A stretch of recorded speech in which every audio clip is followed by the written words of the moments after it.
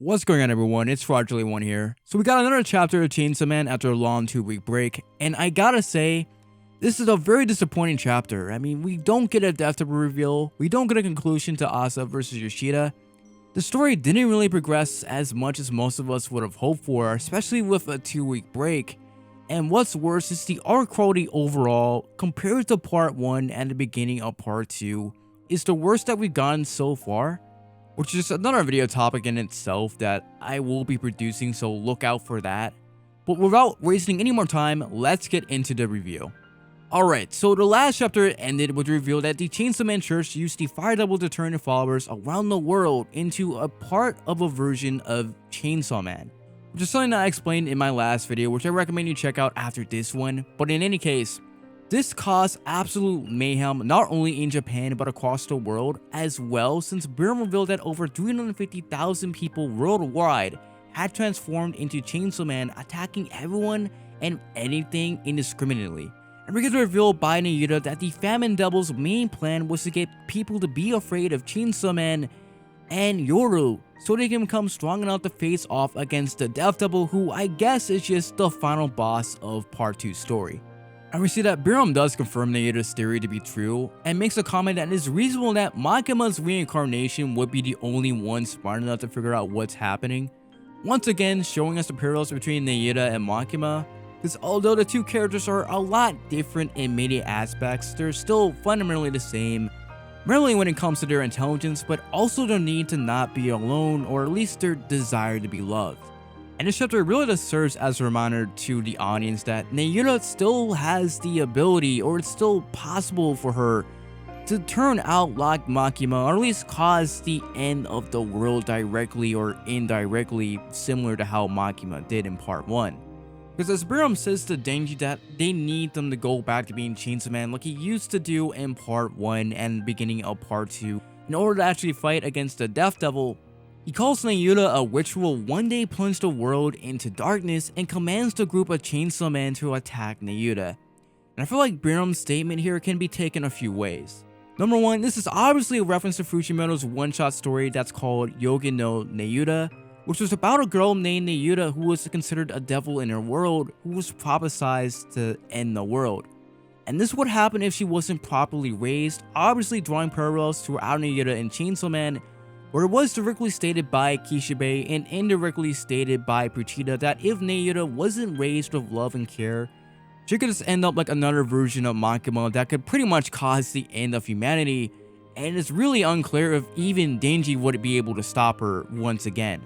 And number 2, this could be alluding to the fact that by Nayuta being selfish and wanting to keep Denji all for herself, not being able to let go of him or at least trust him enough to deal with his situations on his own, this will inadvertently cause the end of the world, or even could cause Denji to actually die.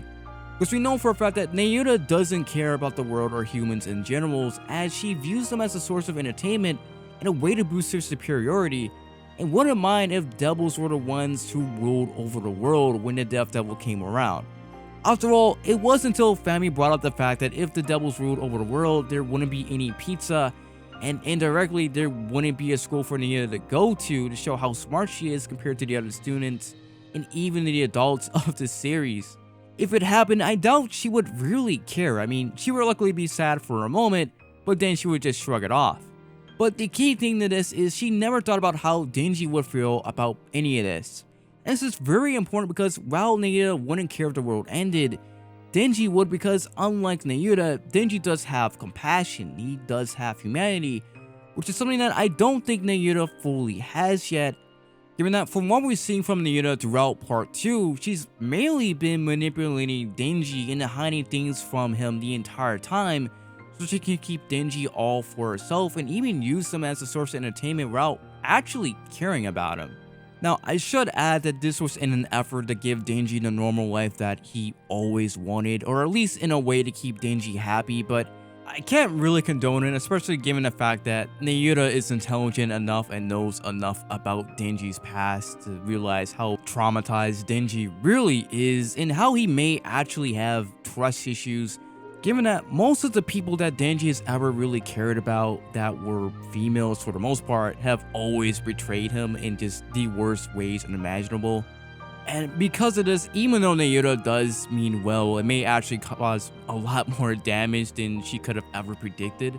And number 3, and I could be reading into this a little bit too hard, but the reason why they want Nayuta to be deleted is to bring out the real Chainsaw Man, because even though Biram does imply that they need Denji's version of Chainsaw Man to go wild and fight against the Death Devil, it's pretty obvious that Pochita's form of Chainsaw Man, or when he's in control, is the strongest version of Chainsaw Man that there is.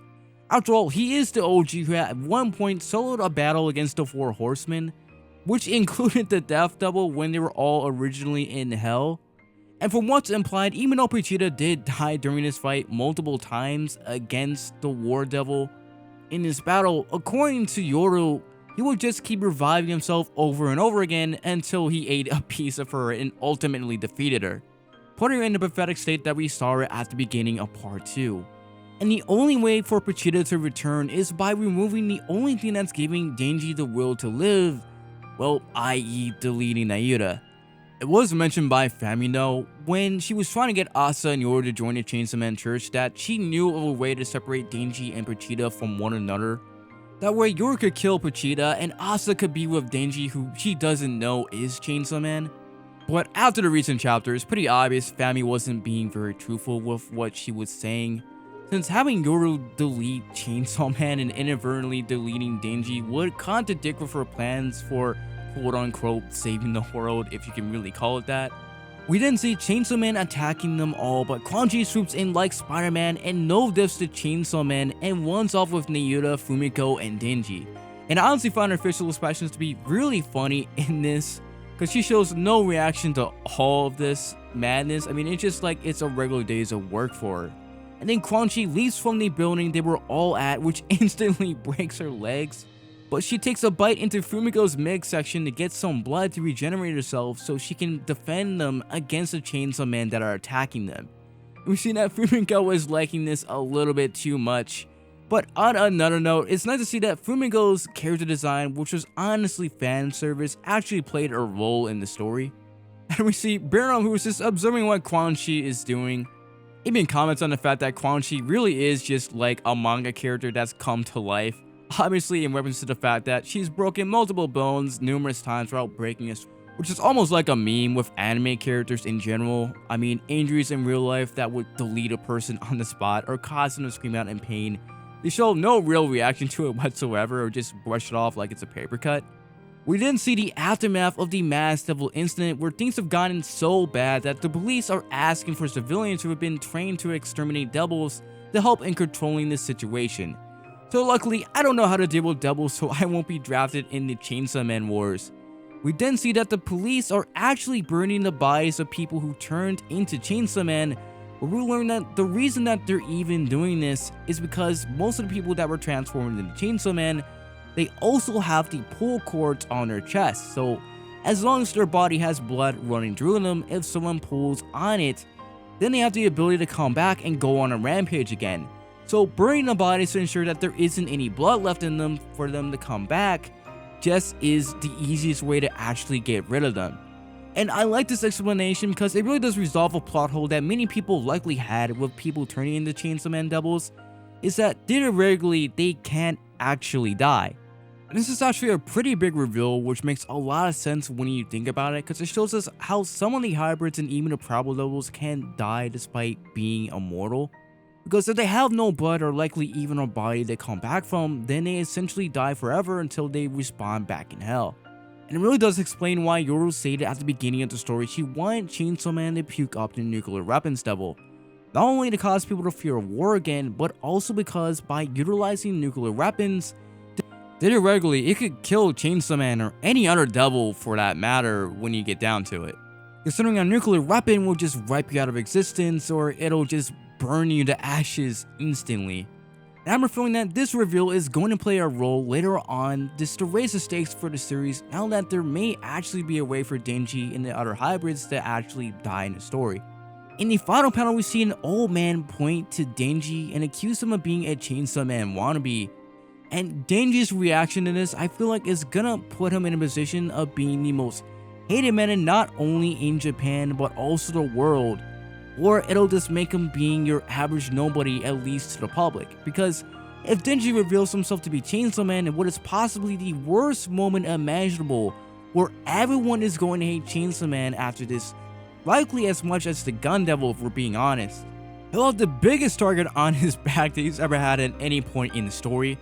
And I would imagine his life and the Yuda's as well would just be as bad, if not worse, than what Denji had before he even became Chainsaw Man.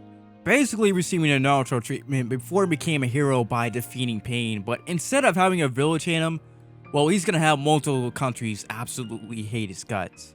So please, Denji, don't let the craziness, the depression, and the stress get the best of you. I mean, honestly, if he actually did reveal his reveal right here and now, I'm not gonna lie, if Denji does this, he will go down as one of the top 10 dumbest anime characters in all of existence. But let me know what you guys thought of this chapter down below in the comment section. And with all that being said, thank you guys so much for watching, and I'll catch you guys in the next one.